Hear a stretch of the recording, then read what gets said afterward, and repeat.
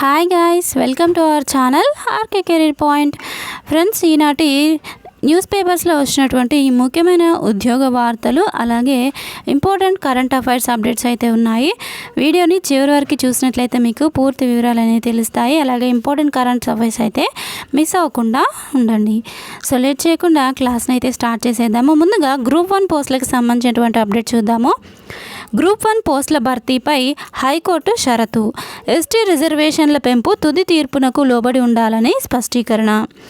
Group 1 పోస్టుల భర్తీలో ఎస్టీలకు 10% రిజర్వేషన్లు అమలు చేయాలన్నటువంటి నిర్ణయం తమ తుది తీర్పునకు లోబడి ఉండాలని హైకోర్టు షరతు విధించింది. రాష్ట్రంలో ఎస్టీ రిజర్వేషన్లను 6 నుంచి 10% పెంచుతూ 2022లో జారీ అయిన జీవో 33కి అనుగుణంగా గ్రూప్ 1 పోస్టుల్లో ఎస్టీ రిజర్వేషన్లను 10% పెంచుతూ టీఎస్పీఎస్సీ ఈ ఏడాది ఫిబ్రవరి 19న నోటిఫికేషన్ జారీ చేసిన విషయమూ తెలిసిందే.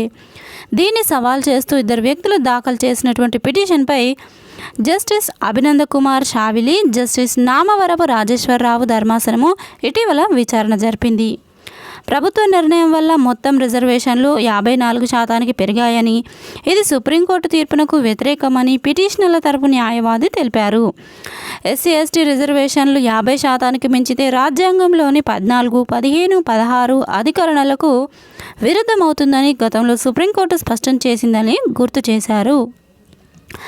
రిజర్వేషన్ల పెంపునకు సామాజిక అధ్యయనం నిర్వహించాలని, అటువంటిదేమీ లేకుండా ఎస్టీ రిజర్వేషన్లను పెంచడము, గ్రూప్ 1 పోస్టుల్లో ఎస్టీలకు 10% రిజర్వ్ చేయడం చెల్లదని వాదించారు. దీంతో ఆ నియామకాలు తమ తుది తీర్పునకు లోబడి ఉండాలని మధ్యంతర ఉత్తర్వులు జారీ చేసిన ధర్మాసనము తదుపరి విచారణను జూన్ 28కి వాయిదా వేసింది. ఈలోగా జీవో 33పై సమగ్ర వివరాలతో కౌంటర్ దాఖలు చేయాలని రాష్ట్ర ప్రభుత్వాన్ని టీఎస్పీఎస్సీని ఆదేశించింది. ఇదే న్యూస్కి సంబంధించి మరో న్యూస్ పేపర్లో ఎస్టీ రిజర్వేషన్ల పెంపు జీవోపై కౌంటర్ దాఖలు చేయండి అంటూ మనకి మరో ఆర్టికల్ అయితే పబ్లిష్ చేయడం అయితే జరిగింది. ఇక నెక్స్ట్ చూద్దాము.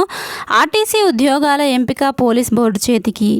పోలీస్ రిక్రూట్మెంట్ బోర్డు ద్వారా ఆర్టీసీ డ్రైవర్, కండక్టర్ ఖాళీలను ఎంపిక చేయనున్నారు. ఆర్టీసీలో 3000 ఖాళీల భర్తీ కోసము సంస్థ ప్రతిపాదన ఆర్థిక శాఖ వద్ద ప్రస్తుతము పెండింగ్లో ఉంది. ఎన్నికల కోడ్ ముగిశాక అది సీఎం పరిశీలనకు వెళ్తుంది. దానికి ఆమోద ముద్ర వేయగానే ఎంపిక ప్రక్రియ ప్రారంభమవుతుంది. పోలీస్ రిక్రూట్మెంట్ బోర్డుకు ఆర్టీసీ ఉద్యోగుల ఎంపిక బాధ్యత అప్పగించడంపై సీఎం నుంచి ఎలాంటి అభ్యంతరం వ్యక్తం కాకపోతే నియామకాలు జరుగుతాయి. దశాబ్దాలుగా అంతర్గత ఉద్యోగాల నియామకాలను ఆర్టీసీనే సొంతంగా చేపడుతుంది. ప్రభుత్వ సంస్థల్లో అన్ని రకాల నియామకాలను టీఎస్పీఎస్సీ పర్యవేక్షిస్తుండగా ఆర్టీసీలో ఆ సంస్థ చేపట్టడంపై అభ్యంతరాలు వ్యక్తమయ్యాయి. ఇక నెక్స్ట్ చూసినట్లయితే టీఎస్ సెట్ 2024 నోటిఫికేషను విడుదల. 14 నుంచి దరఖాస్తుల స్వీకరణ.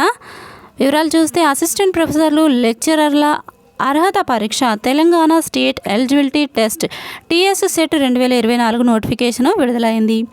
శనివారం ఓయూలోని టీఎస్ సెట్ కార్యాలయంలో రాష్ట్ర ఉన్నత విద్యామండలి చైర్మన్ లింబాద్రి, ముఖ్య కార్యదర్శి బుర్రా వెంకటేశము, సభ్య కార్యదర్శి నరేష్ రెడ్డితో పాటు పలు వర్సిటీల వీసీల చేతుల మీదుగా టీఎస్ సెట్ 2024 ప్రకటనను ఆవిష్కరించారు.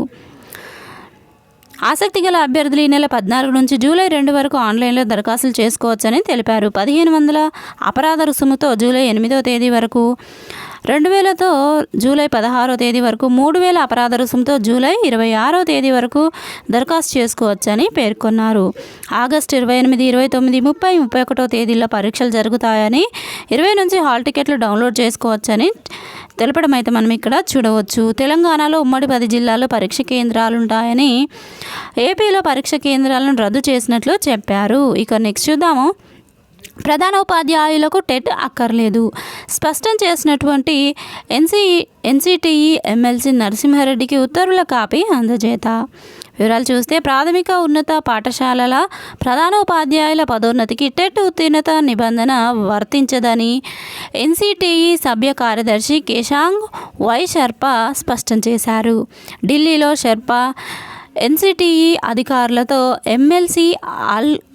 ఎమ్మెల్సీ అలుగుబెల్లి నరసింహారెడ్డి అలాగే యుఎస్పిసి జాక్టో ప్రతినిధులు భేటీ అయ్యారు. రాష్ట్రంలో టెట్ వివాదము, పరీక్ష కరిక్యులము, సిలబస్ మార్పుపై చర్చించారు.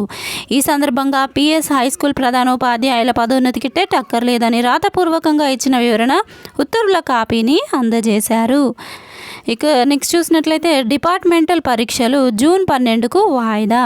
పార్లమెంట్ ఎన్నికల నేపథ్యంలో రాష్ట్రంలో ఈ నెల 13న జరగాల్సినటువంటి డిపార్ట్మెంటల్ పరీక్షలను వాయిదా వేశామని టీఎస్పీఎస్సీ కార్యదర్శి నవీన్ నికోలస్ తెలిపారు. శనివారం అధికారికంగా ఈ విషయాన్ని అయితే ప్రకటించారు. తిరిగి జూన్ 12 నుంచి 20 వరకు నిర్వహించనున్నట్టు సర్వీస్ కమిషన్ అధికారులు పేర్కొన్నారు.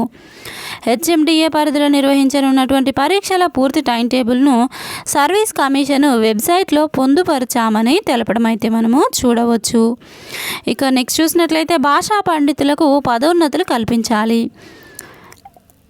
ఎస్ఎల్టీఏ వివరాలు చూస్తే భాషా పండితులకు పదోన్నతులు కల్పించేందుకు టెట్ అవసరం లేదని హైకోర్టు తీర్పు ఇవ్వడంతో తక్షణమే స్కూల్ అసిస్టెంట్ పదోన్నతులు కల్పించాలని రాష్ట్ర భాషోపాధ్యాయ సంస్థ ప్రభుత్వాన్ని కోరింది.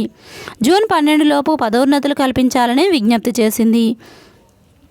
ఎస్ఎల్టీఏ రాష్ట్ర అధ్యక్ష ప్రధాన కార్యదర్శులు చక్రవర్తుల శ్రీనివాసు, కర్రెం గౌరీశంకర్రావు శనివారం పత్రికా ప్రకటన విడుదల చేశారు. ఇక నెక్స్ట్ మరో ముఖ్యమైన న్యూస్ చూద్దాము. జిల్లాలు కదిలొస్తే కల్లోలమే, కార్యాలయాల్లో ఉద్యోగ వ్యవస్థ అస్తవ్యస్తము.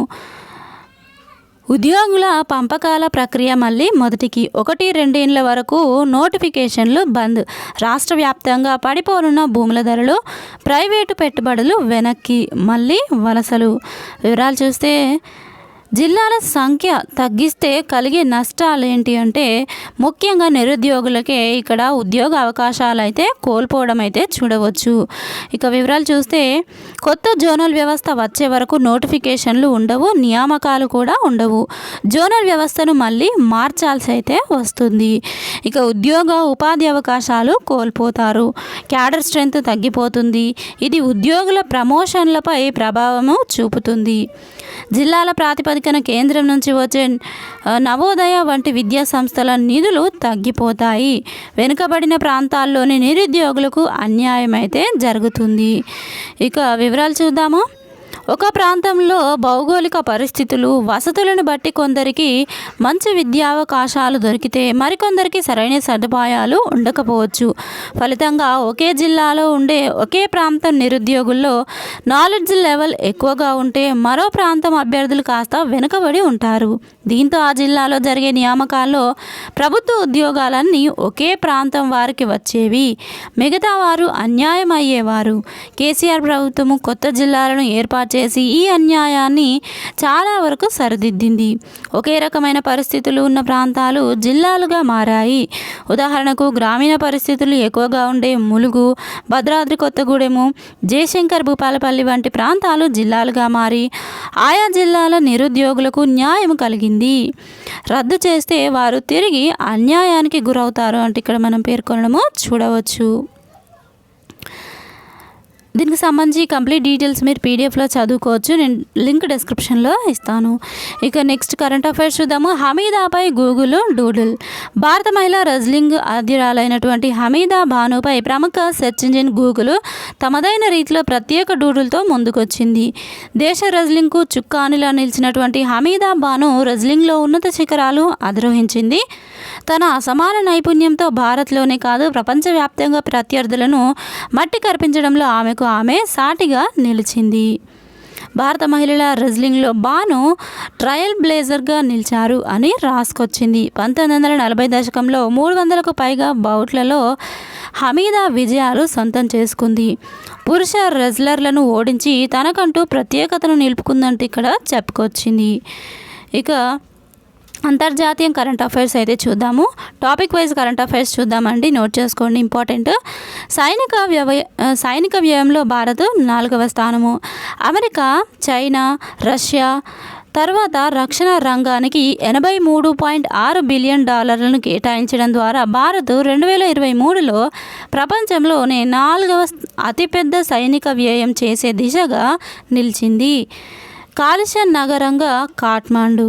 ప్రపంచవ్యాప్తంగా వాయు కాలుష్య స్థాయిని కొలిచే world air quality index ranking ప్రకారం ప్రపంచంలోని అనారోగ్యకరమైన వాయు జాబితాలో కాఠ్మండు అగ్రస్థానంలో ఉంది. న్యూఢిల్లీ, థాయిలాండ్లోని చియాంగ్ మై, వియత్నాంలో హనోయి, థాయిలాండ్లోని బ్యాంకాక్ మరియు బంగ్లాదేశ్లోని ఢాకా వరుసగా 2, 3, 4 మరియు 5వ స్థానాల్లో ఉన్నాయి. ఇక నెక్స్ట్ చూసినట్లయితే జాతీయ కరెంట్ అఫైర్స్ చూద్దాము. ఏఐ యాంకర్కు global media award. India Today group AI anchor Sana global media అవార్డును గెలుచుకుంది. లండన్లోని ప్రతిష్టాత్మక international news media association global media అవార్డ్స్లో గణనీయమైన విజయాన్ని సొంతం చేసుకుంది సనా. ఇక నెక్స్ట్ భారత వృద్ధి 7.5%. భారత ఆర్థిక వ్యవస్థ 2024లో 7.5% వృద్ధిని నమోదు చేసే అవకాశం ఉందని ప్రపంచ బ్యాంక్ నివేదిక అంచనా వేసింది. గతంలో అంచనా వేసిన వృద్ధి రేటు కంటే 1.2% పెంచింది. నివేదిక ప్రకారం 2024-25లలో ప్రపంచంలోనే అత్యంత వేగంగా వృద్ధి చెందే ప్రాంతంగా దక్షిణాసియా నిలుస్తుందని పేర్కొంది. ఇక నెక్స్ట్ జిఎస్టీ రికార్డు వసూళ్లు. భారత్ వస్తు సేవల పన్ను వసూళ్లు 2024-25 ఆర్థిక సంవత్సరము తొలి నెల ఏప్రిల్లో రికార్డు సృష్టించాయి. సమీక్ష నెలలో రూపాయలు 2.10 లక్షల కోట్లుగా నమోదయ్యాయి. ఇప్పటి వరకు ఈ స్థాయి వసూళ్లు ఇదే తొలిసారి. 2023 ఇదే నెలలో నమోదైనటువంటి 1.87 లక్షల కోట్లు ఇప్పటి వరకు రికార్డు. ఇక నెక్స్ట్ చూద్దాము. విమానయాన ఉద్గారాల్లో 3వ స్థానము. 2019లో అంతర్జాతీయ విమానయాన డేటా ఆధారంగా Norwegian university of science and technology పరిశోధనలో విమానయాన రంగం ద్వారా కార్బన్ డయాక్సైడ్ ఉద్గారాలు ఎక్కువగా విడుదల చేస్తున్న దేశాల్లో భారత్ 3వ స్థానంలో నిలిచింది. అమెరికా మొదటి స్థానంలో ఉండగా చైనా, బ్రిటన్ 2వ స్థానంలో ఉన్నాయి. ఎన్ఆర్ఐ ఓట్లలో కేరళ టాప్. ఎన్నికల సంఘం వెల్లడించిన వివరాల ప్రకారము దేశంలో ఎన్ఆర్ఐ ఓట్లు ఉన్న రాష్ట్రాల్లో కేరళ 74.9%తో టాప్లో నిలిచింది. తర్వాతి స్థానాల్లో మహారాష్ట్ర, తమిళనాడు, తెలంగాణ ఉన్నాయి. ఇక నెక్స్ట్ వార్తల్లోని వ్యక్తులకు సంబంధించి కరెంట్ అఫైర్స్ చూద్దాము. నైమా ఖాతున్ అలీగఢ్ ముస్లిం యూనివర్సిటీ వైస్ ఛాన్సలర్గా నైమా ఖాతున్ నియమితులయ్యారు. వర్సిటీ 100 ఏళ్ల చరిత్రలో ఈ పదవి చేపట్టిన తొలి మహిళగా ఆమె ఘనత సాధించారు. 1875లో ఏర్పాటైన ముహమ్మదన్ ఆంగ్లో ఓరియంటల్ కాలేజీ 1920లో అలీగఢ్ ముస్లిం యూనివర్సిటీగా మారింది.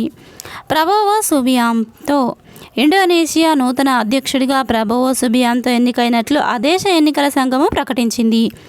ఆయన ఈ ఏడాది అక్టోబర్లో బాధ్యతలు చేపట్టనున్నారు. సుబియాంతో ప్రస్తుతం ఇండోనేషియా రక్షణ మంత్రిగా ఉన్నారు. ఇక నెక్స్ట్ చూద్దాము. స్వామి గౌతమానందజీ మహారాజ్ రామకృష్ణ మఠము, రామకృష్ణ మిషన్ నూతన అధ్యక్షుడిగా స్వామి గౌతమానందజీ మహారాజ్ ఎన్నికయ్యారు. గత నెలలో కోల్కతాలో మరణించిన మఠం అధ్యక్షుడు స్వామి స్మరణానందజీ మహారాజ్ వారసుడిగా గౌతమానందజీ బాధ్యతలు చేపట్టారు. మఠానికి సంబంధించిన ట్రస్టీల బోర్డు 95 ఏళ్ల గౌతమానందజీని నూతన అధ్యక్షుడిగా ఎన్నుకుంది. ఇక నెక్స్ట్ సునీతా విలియమ్స్ భారత సంతతికి చెందినటువంటి అమెరికా వ్యోమగామి సునీతా విలియమ్స్ 3వసారి అంతరిక్షయానము చేయనున్నారు. ఈసారి ఆమెతో పాటు బర్చ్ విల్మోర్ వెళ్ళనున్నారు. వారం రోజులు అంతర్జాతీయ అంతరిక్ష కేంద్రంలో ఉంటారు. వారిద్దరూ బోయింగ్ సంస్థకు చెందినటువంటి స్టార్ లైనర్ వ్యోమనౌకలో మే 6న నింగిలోకి పయనం కానున్నారు. ఇక నెక్స్ట్ చూద్దాము. భారత్ పతక ధమాకా ఏషియన్ యూత్ బాక్సింగ్ టోర్నీ వివరాలు చూస్తే ఏషియన్ యూత్ బాక్సింగ్ ఛాంపియన్షిప్లో భారత బాక్సర్లు దుమ్ము రేపుతున్నారు. వేర్వేరు విభాగాల్లో ఫైనల్స్కు చేరి రికార్డు స్థాయిలో 43 పతకాలు ఖరారు చేశారు. పురుషుల అండర్-22 విభాగంలో ఆకాష్ గోర్ఖా, విశ్వనాథ్ సురేష్, నిఖిల్, ప్రీత్ మాలిక్ తుది పోరులోకి దూసుకెళ్లారు. శనివారం జరిగిన 60 కిలోల విభాగం సెమీస్లో బౌట్లో సీనియర్ జాతీయ ఛాంపియన్ ఆకాష్ 5-0తో ఇల్యాసోవ్ సయ్యద్పై అద్భుత విజయము సాధించింది. మరోవైపు మహిళల విభాగంలో నిషా, నిఖిత, లక్షయ్, రాతి, అన్ను, ఆకాంక్ష తుది పోరులో నిలిచినట్లుగా మనం ఇక్కడ చూడవచ్చు.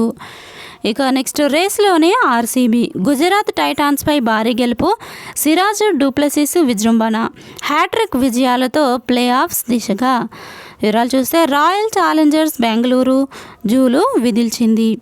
సీజన్ ప్రథమార్ధంలో వరుస ఓటములతో కుదేలైన బెంగళూరు కీలకమైన ద్వితీయార్ధంలో అదరగొడుతున్నది. ప్లే ఆఫ్స్ బెర్త్ దక్కించుకోవాలన్న కసితో ఉన్నటువంటి ఆర్సీబీ ఎదురైన ప్రత్యర్థినల్లా చిత్తు చేస్తూ ముందుకు సాగుతుంది. చిన్నస్వామి స్టేడియంలో ఆసక్తికరంగా సాగిన పోరులో గుజరాత్ టైటాన్స్ను చిత్తు చేస్తూ హ్యాట్రిక్ విజయాలను ఖాతాలో వేసుకుంది. సిరాజ్, దయాలు, వైశాఖ్ విజృంభణతో గుజరాత్ను స్వల్ప స్కోర్కే కట్టడి చేసిన ఆర్సీబీ డూప్లెసిస్, విరాట్ కోహ్లీ బ్యాటింగ్తో ఖచ్చితంగా గెలవాల్సిన మ్యాచ్లో సత్తా చాటింది. ఫలితంగా 4వ విజయంతో 7వ స్థానానికి ఎగబాకింది. పూర్తి వివరాలు పీడిఎఫ్లో చదువుకోండి. పీడిఎఫ్ లింక్ అయితే మీకు డిస్క్రిప్షన్లో ఇవ్వడం అయితే జరుగుతుంది. సో ఫ్రెండ్స్, చూసారు కదా, ఇది ఈ రోజుకి సంబంధించినటువంటి ముఖ్యమైన కరెంట్ అఫైర్స్, అలాగే ఇంపార్టెంట్ జాబ్ అప్డేట్స్. సో ఈ క్లాస్ మీకు నచ్చినట్లయితే తప్పకుండా వీడియోని లైక్ చేయండి. ఇలాంటి డైలీ అప్డేట్స్ కోసం ఛానల్ని సబ్స్క్రైబ్ చేసుకొని ఫాలో అవుతుండండి. Thank you friends, thanks for watching this video. Have a nice day, bye bye.